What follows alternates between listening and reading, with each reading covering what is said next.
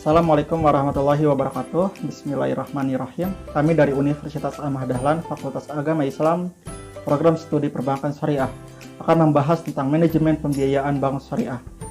Kami yang beranggotakan saya sendiri, Nanang Sohendang, Nitri Arianti, Sadira Mutia Sabela, dan Dea Ayunda.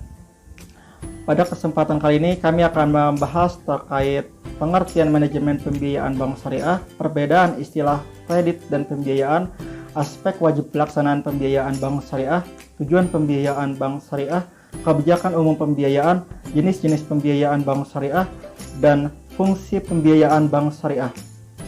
Pengertian manajemen pembiayaan bank syariah. Manajemen pembiayaan terdiri dari dua kata, manajemen dan pembiayaan. Mengacu kepada definisi manajemen umum, meliputi perencanaan, pengorganisasian, pelaksanaan, dan pengawasan, serta penggunaan semua sumber daya organisasi untuk terpercayainya tujuan organisasi yang telah ditetapkan. Dengan demikian, manajemen diartikan fungsi dari manajer untuk menetapkan kebijakan mengenai produk apa yang akan dijual, bagaimana membiayai, menyalurkan, dan memberikan servis.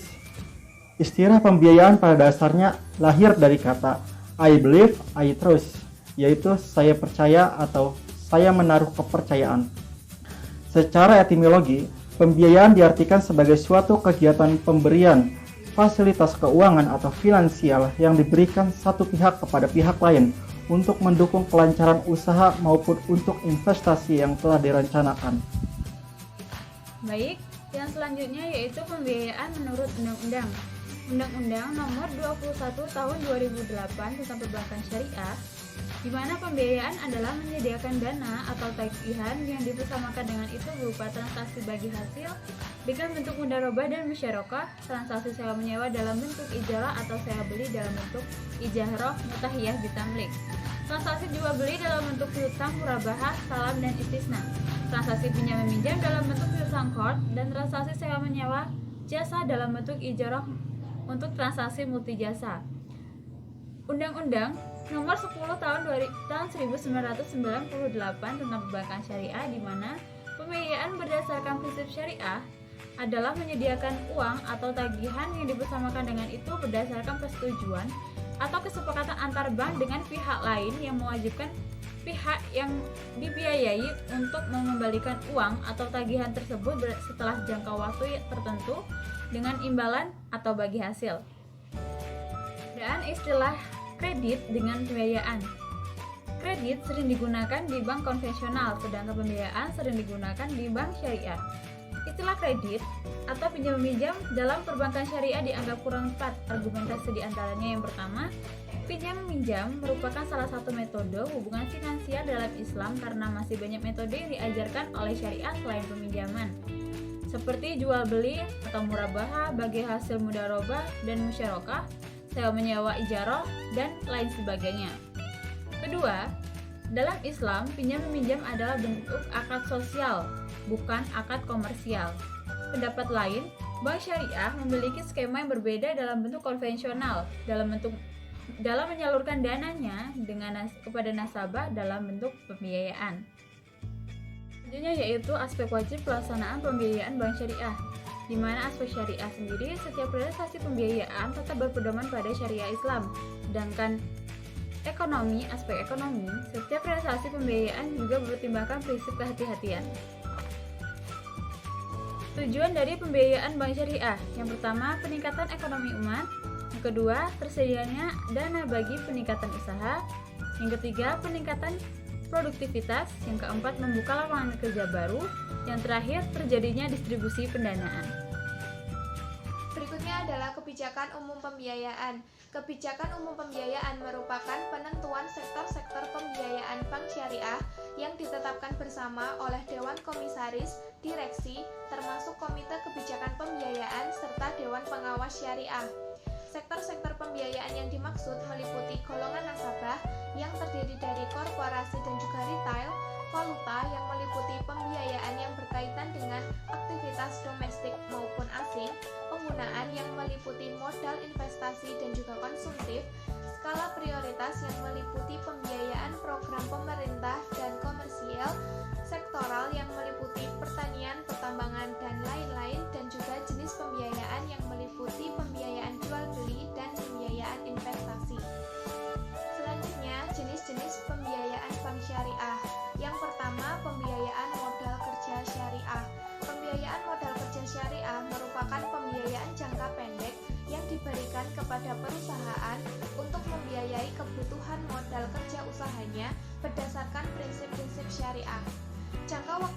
pembiayaan modal kerja maksimum adalah 1 tahun dan dapat diperpanjang sesuai dengan kebutuhan perusahaan serta dilakukan atas hasil analisis terhadap mitra usaha atau debitur dan fasilitas pembiayaan secara keseluruhan.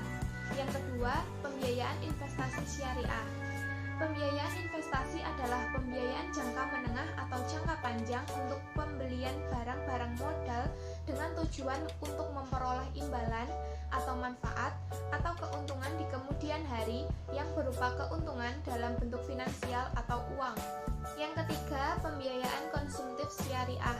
Secara definitif, konsumtif adalah kebutuhan individual meliputi kebutuhan baik barang dan jasa yang tidak dipergunakan untuk tujuan usaha, sehingga yang dimaksud dengan pembiayaan konsumtif adalah jenis pembiayaan untuk tujuan di luar usaha dan umumnya bersifat perorangan. Yang keempat, pembiayaan sindikasi. Secara definitif, pembiayaan sindikasi adalah pembiayaan yang diberikan lebih dari satu lembaga keuangan bank untuk satu objek pembiayaan tertentu. Pada umumnya, pembiayaan ini diberikan bank kepada nasabah atau debitur korporasi yang memiliki nilai transaksi yang sangat besar. Masih dengan jenis-jenis pembiayaan bank syariah, pembiayaan berdasarkan takeover. Pembiayaan takeover adalah pembiayaan yang timbul sebagai akibat dari takeover terhadap transaksi non-syariah yang telah berjalan yang dilakukan oleh bank syariah atas permintaan nasabah. Pembiayaan letter of credit. Pembiayaan ini adalah pembiayaan yang diberikan dalam rangka memfasilitasi impor atau ekspor nasabah. Selanjutnya yaitu fungsi pembiayaan bank syariah. Bank syariah dan unit usaha syariah wajib menjalankan fungsi penghimpun dan menyalurkan dana masyarakat.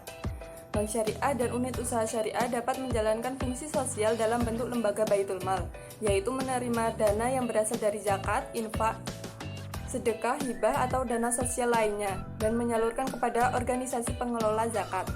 Bank syariah dan unit usaha syariah dapat menghimpun dana sosial yang berasal dari wakaf uang dan menyalurkan kepada pengelola wakaf, sesuai dengan kehendak pemberi wakaf.